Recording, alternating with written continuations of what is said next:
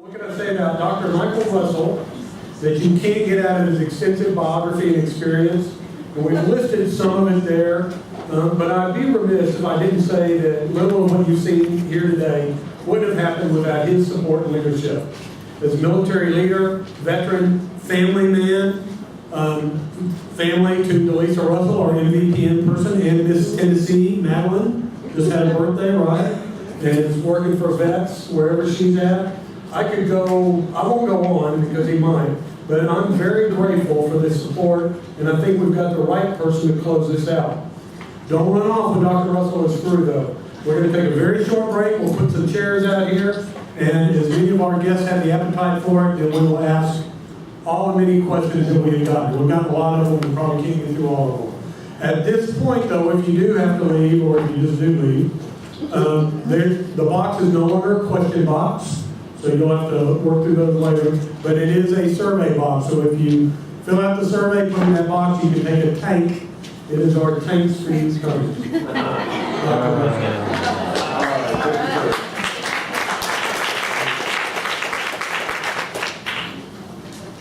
Okay, so I want to talk to you today for a few minutes about moral injury, which I've been interested in for a couple of years, ever since I got to the VA. I was an Army psychologist for 27 years. I was the chief of psychology at Fort Hood, at Fort Bragg, at Fort Bliss. And I was kind of doing what I thought was the right thing to do. And I show up at the VA, and they're doing something really completely different. And I was trying to figure out, how's this PE thing supposed to help people? Because they were really looking at the problem very, very differently than I was. And when I came across the topic of moral injury, I had the epiphany, okay, this is the piece that's missing. This is the piece they're not paying attention to. This is probably like the next big thing that we need to look at. And you have to look at the history of how PTSD became PTSD to realize how they're missing this piece. And of course, this is brought to you by the Center of Excellence and the largest research lab in the VA, which is located by dint of Congress in Waco, Texas. And please do come up and visit us if you haven't been there. We are about 70 people now. We're headed for 100. Okay, so Perry has kindly shared his opinions with me about moral injury. And it is true, the snake oil salesmen are out there. The snake oil salesmen are broadening the definition of moral injury, and when it gets so broad that it really starts to lose any explanatory value, it starts to lose its meaning. And so what I want to do today, one of the things I want to do today is rein it in a little bit and show you how we're defining it and how we're looking at it. And so we can make it a clinically useful topic and hopefully a diagnosis. See, the thing is, it's not all PTSD. The VA is just, forget the 500 pages in the DSM, no matter what you've got, when you go into the VA, they're going to call it PTSD. I actually, when I retired, I had to go see the shrink, right? I had to go see a psychologist as part of the exam, right? And I went into her and I said, I do not have PTSD. And I got my rating back from the VA. I was rated for PTSD. I actually went into the shrink and said, I don't have it. Okay, all right. I guess I wasn't convincing. Okay, here's how I see it. A lot of bad things can happen to you when you go into a war. But, 3 ways that things go bad are these ways. You can suffer some kind of organic change to your brain, neurological. I'm a neuropsychologist, and these can have dramatic effects on you, like suicide. Suicide we were talking about before. Do you know if you have 3 concussions in your history, your suicidal preoccupation increases tenfold? That the reason why we're getting all these CTE brains in the brain banks is because these people commit suicide. And so the symptoms that come from these organic changes, a lot of times they look a lot like PTSD. They self-medicate with alcohol, they have suicidal ideation, they get depressed. But really, you go and look at the brain and it's full of tau. The tau proteins are taking over the brain. So there's that, and we were missing that too, because we're all focused on the psychological stuff. And there's the thing that everybody is paying attention to, and that is something bad happens to you. You get freaked out by it. You develop an anxiety, fear kind of reaction. You feel unsafe. Okay? And then there's this whole part.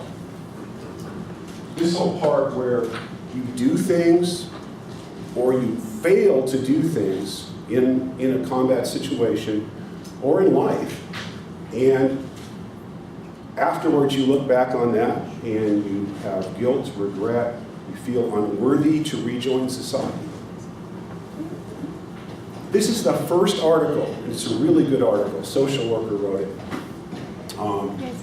Sarah Haley in Boston. When the patient reports atrocities. This is 1974. This is before PTSD was a thing. We were talking about moral injury. What do you do when somebody comes into your office and their presenting complaint is they did something really terrible? So, PTSD is things that happen to you. You were a victim of things that happened to you. Moral injury is things you did, including acts of commission and omission. So, for example, enabling or failing to stop bad things that are causing you guilt and shame. Now, betrayal is this gray area topic, okay? Because betrayal by your authority figures, like being sent on a suicide mission, or just people lying to you. If it causes guilt or shame, it seems to work. But then there's this whole gray area that was a really red herring for us, which was military sexual trauma, like if you are raped by a superior, like your first sergeant rapes you, okay, is that moral injury? No, that's the side of, that's a small part of it, because really, that's what PTSD was really set up for, is that kind of primary trauma assault upon yourself, right? So, we just actually are publishing a paper on that where we factor analyzed it and showed that MST flows into PTSD, it doesn't really flow into moral injury. It's basically, we are all killer apes under a thin veneer of civilization, and that civilization can be torn away easily, and that's a very shocking thing to find out. And once that person sees the other side of themselves, they have a hard time fitting back into their old shell. They can't reintegrate, and they feel like they don't belong. I'm going to notes to myself, which I'm going to forget to say if I don't look at the pictures.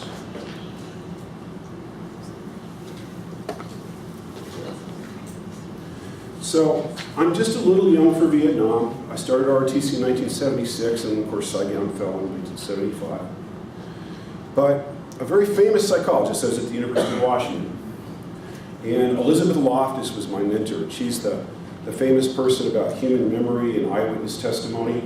This is where she got famous. You can't trust eyewitness testimony. It's bullshit. Right.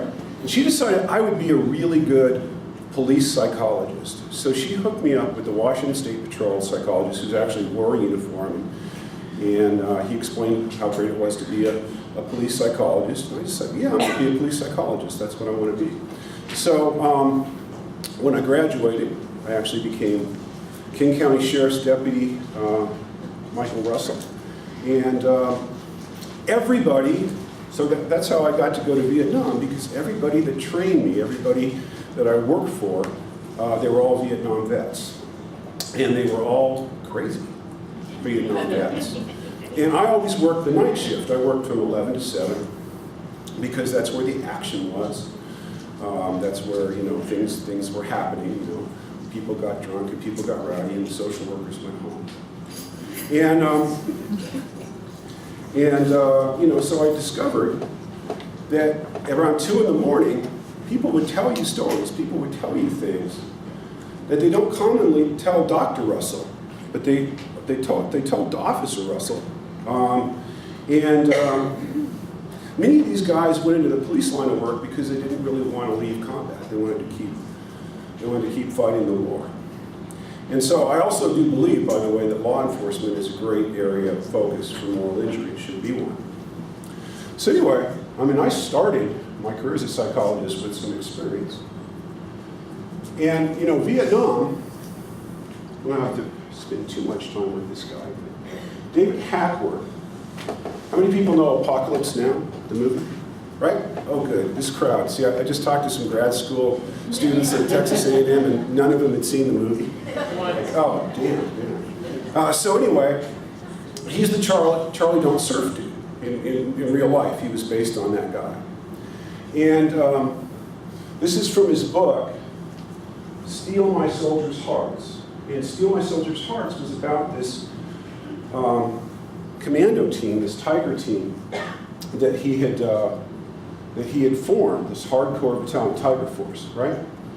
And they're really actually accused now of the worst war crimes, some of the worst war crimes in the Vietnam War. But these are the guys that made the necklaces out of human eaters. These are the guys that, you know, a lot of Vietnam movies you've seen, things like this. Okay, so you're people who do things like this. And what happens? When you do something at 19 because of peer pressure and being caught up in the moment, and by the way, man, every war I've been to, and I've been to most of them, you know, since that one, I missed that one, people talk the same way in the war. You know, in Iraq, I want to kill them all. I want to kill every single one of them, you know.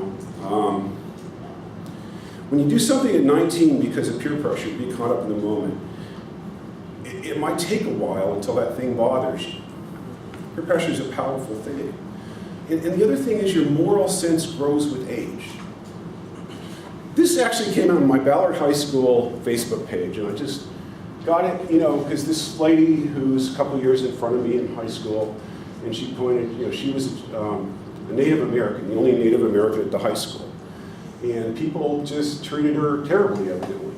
And you're horrible children. I tried to kill myself because of your cruelty.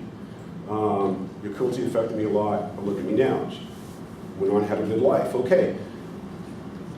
Over 50 people, these people that were cruel to her in high school, and, you know, then wrote, say, I'm so sorry this happened to you.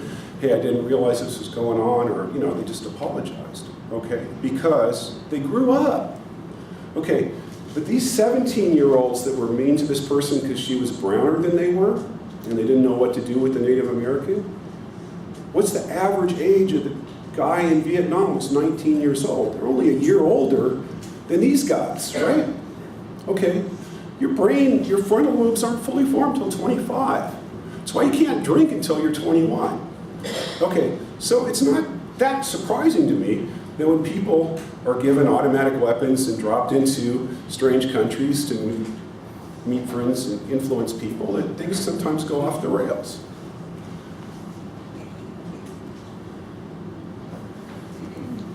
Dehumanizing the enemy is absolutely vital if you want to kill them. It's hard to kill a human being. It really is. It's hard to kill another person. You know, they did a study after the Korean War and saw that in most combat engagements, a rifle platoon, half the troops don't even fire their weapons. They don't even pull the trigger. And then of the people that do pull the trigger, a lot of them aren't aiming. Okay? And do you know how many bullets were fired in Vietnam per person killed? How many bullets? Do you know the number? 85. 50,000. 50,000 bullets were fired for every bad guy killed. And Warfare 101 is you dehumanize the enemy, okay? If you can't put them in a group that's less than you or not human, it's really tough. You know, and so people these days, social justice types, they're really ragging on Dr. Seuss. You know, they hate on Dr. Seuss now because Dr. Seuss, you know, was a racist and he insulted people of different color. No, actually, it's a little more complicated than that because what he was doing, he was a Jewish gentleman. He wasn't particularly fond of Hitler's ideology. He was trying to help, you know, the war effort, help, you know, people fight those guys, you know. And so, yeah, no, he didn't draw Nazis in a very sympathetic way. He didn't draw Japanese in a very sympathetic way. But it wasn't just Dr. Seuss. They banned most of these comics. You can't see them anymore. But Donald Duck wasn't very nice to the Japanese either. Neither was Bugs Bunny. Neither was, any of them. Warner Brothers, Disney. Because we had a united society that was going to help our boys go over there and kill a commie for your mom, kill a Jap, kill Nazis. If you can't put them in that category, okay, and so what we've got now is a divided society where a certain segment of the population is trying to support the troops in the old-fashioned ways and hate on Muslims, okay, because we're in a war with fundamentalist Islam, right? So, go kill some Muslims for us. But then the other half of society is saying, no, that's not right. These are individual persons with dignity and respect, and Islam is religion of peace, and you shouldn't do that. Okay. But that puts a heck of a burden on that soldier that's supposed to respect the humanity of this person he has to kill. It's a lot easier to do it this way, okay? And that's, I think, one of the reasons why we're getting a lot more psychological problems, psychological conflict from this, because we're not putting them in agreed upon, socially unacceptable category that it's okay to kill.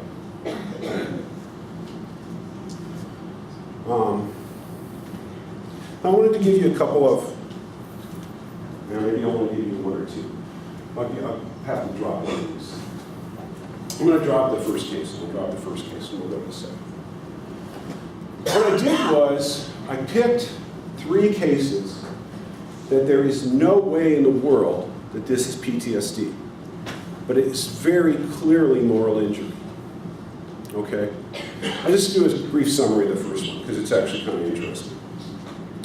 The first guy was one of the first cases I had as a psychology intern in Fort Worth, California. And he was a retired Navy captain. And in Vietnam, he'd been stationed in Saigon. He was an officer doing intel and Navy stuff. And so he had a hooch there, he had an apartment. And this was very common, in that time. He had a live-in maid, and this was very common that time. She was a maid with benefits. And when you're having benefits with somebody you're not authorized to have benefits with, maybe you don't have quite the equipment that you need to prevent pregnancy, and so he got her pregnant. And he had to make a decision. He was married. Adultery is not good. Getting your maid pregnant is not good. I mean, this is the kind of thing that would end a career, right? So he could, help his kid, help the mother of the kid, or he could deny they existed and, PCS back onto America, which is what he chose to do to protect his career. And so they're coming in with marital problems. They didn't have any kids. This was the only kid he had. Saigon fell, and they were not very happy with women who slept with Americans. They were not very happy with the mixed-race children. Things were very bad for those kids. And he felt real bad about it. And his wife just treated him terribly like a worm and insulted him all the time, and he just took it because it was a masochistic punishment. But he hadn't done anything to make amends for that. He hadn't done anything to, reach out to that person or see if they were still alive or anything like that. He was just a miserable, worthless person. And I didn't understand moral injury then. If I'd understand moral injury, maybe I could have done something to help those guys. But I saw them for a dozen sessions. They didn't make any progress. I'm sorry, I can't help you. This is exactly the plot of The Man in the Gray Flannel Suit, the movie. And I saw that after I'd seen these guys. You should look at that. It's really interesting. He'd knocked up a girl in Italy when he was fighting World War II. And then he became a loser until he dealt with that. And this, again, way before we had PTSD, or way before we had moral injury. This guy is really interesting to me. I was in the Bosnian War. The massacre of Srebrenica, there was a guy that really wanted to be another Hitler, and he wanted to kill all the Muslims, he wanted to kill all the Bosniaks, and he slaughtered 8,000 men and boys in Srebrenica. And there were Dutch peacekeepers there, and there's the guy that was in charge of the Dutch peacekeepers, and he's having a drink with Slobodan Milosevic, and this is about 2 weeks before the massacre happened. They weren't really ready to have a fight about it, and so they let them. And actually, a bunch of Bosniaks were hiding in their camp, and they pulled them out and they turned them over, and they were all killed. And so this one peacekeeper, he befriended a Bosnia guy, and Bosnia guy gave him all his money to help get his family out of Bosnia alive. So he had all this money, and instead of giving it to that family, he spent it on gambling, prostitutes, and liquor. And then 20 years later, he presents a psychiatrist feeling guilty about it. Well, yeah, duh, right? Okay, but what is that? That's not PTSD. He was never in danger. He just did a really terrible thing. He did a really terrible thing. And it ruins your life. This one's a little more subtle, okay? Anybody been to Iraq? A couple guys? Okay. Camp Slayer, been there?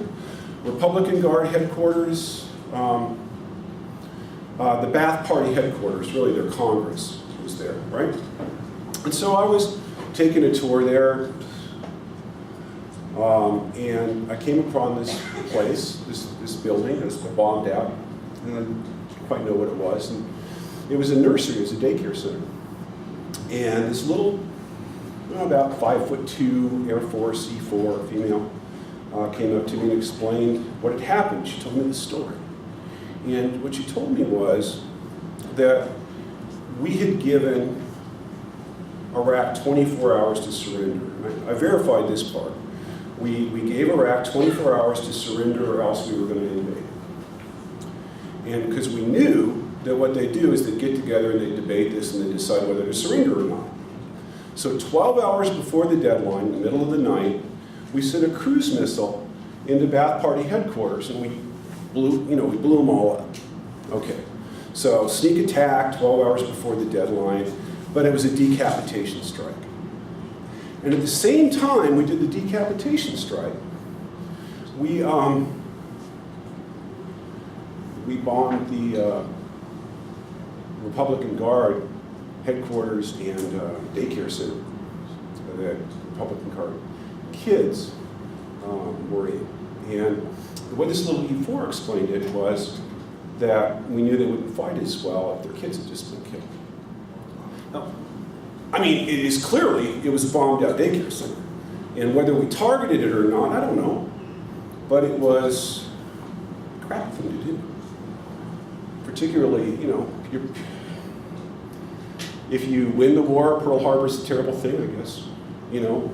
But, that was their Pearl Harbor. So the battle line between good and evil runs through the heart of every man. Now, what are we doing to treat these people? And I had some people at the One Stop talk to me about moral injury.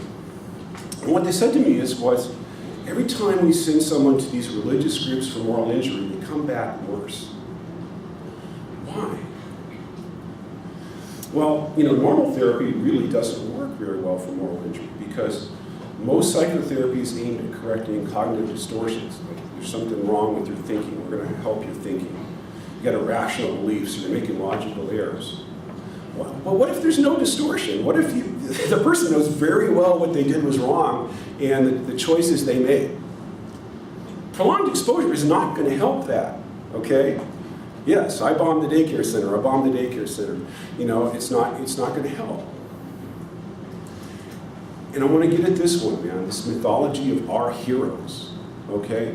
Our heroes. We're not heroes. There's very, very, very few heroes in the military. Sorry, guys. These well-meaning groups that are doing these moral injury treatments, they put pressure on people not to be honest. Okay, what's really bothering you? They can't tell you that in this group. So they have to lie about it.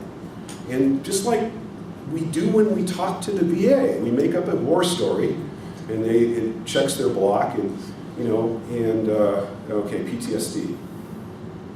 Now they feel worse because not only have they have this moral injury thing going on, but they're lying about it to these church people, right? And so that's why I think they're getting worse.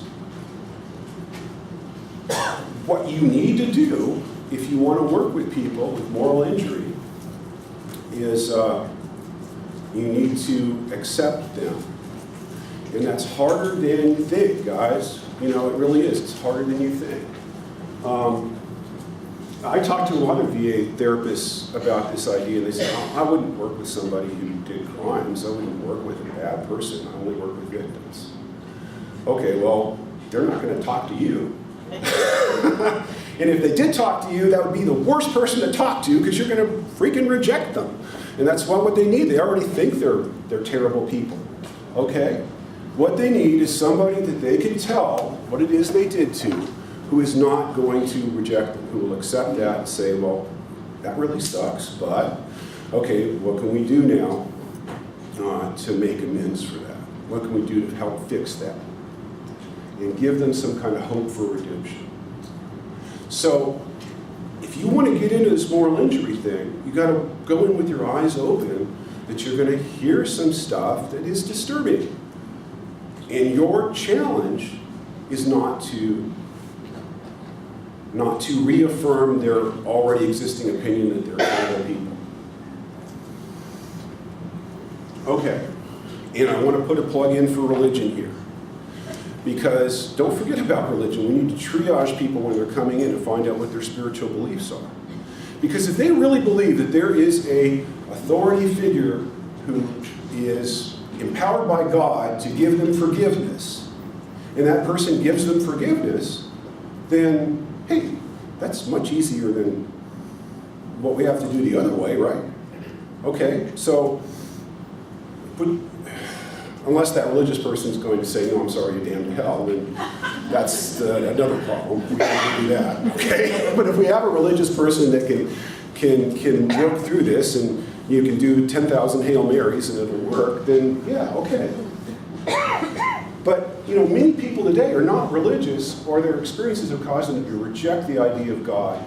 So that's not particularly the path. That's why they have to come to the secular folks like us. What works is balancing the scales. It's right out of the 12 steps, absolutely. Make amends. Put it right as much as you can, okay? But I like the idea of karma. You've got to balance the scales. You put this much bad in the world, okay, now you feel like you're not worthy to be among decent people. You've got to put twice as much good on the other side of the scale, balance the scale, and you'll be redeemed. Okay? Give back. Lisa's got that on her shirt, on her one-stop shirt. It said, thank you for your service, we still need you.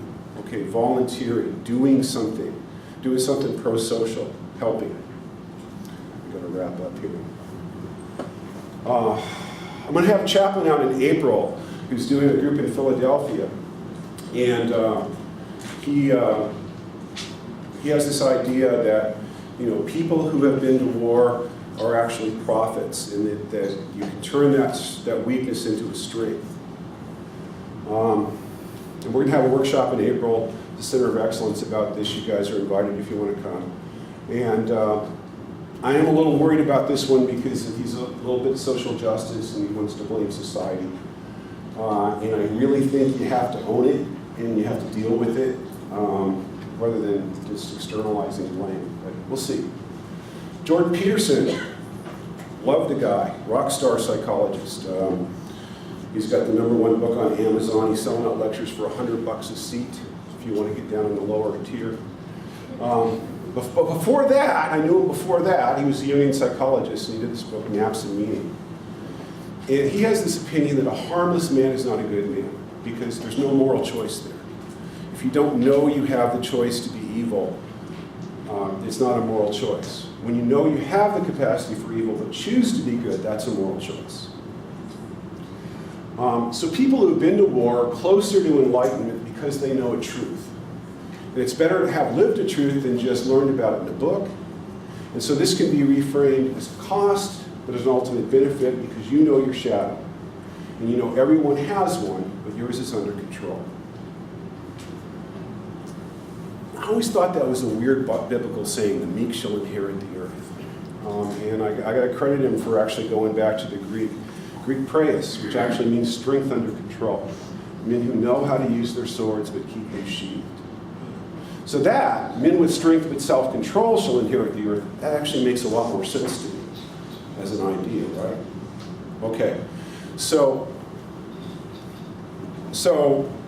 acceptance, balance the scales, reframing this as a positive or a step toward enlightenment, I think is the path that we need to take when we're working with these people. So, we are starting a moral injury group at the Austin VA clinic, the workshop in April. We are also working with Brett Litz on an international moral injury assessment consortium, and I still really believe this is the next big thing. Because you don't have to have a category A stressor that your life was in danger for you to be severely affected by work.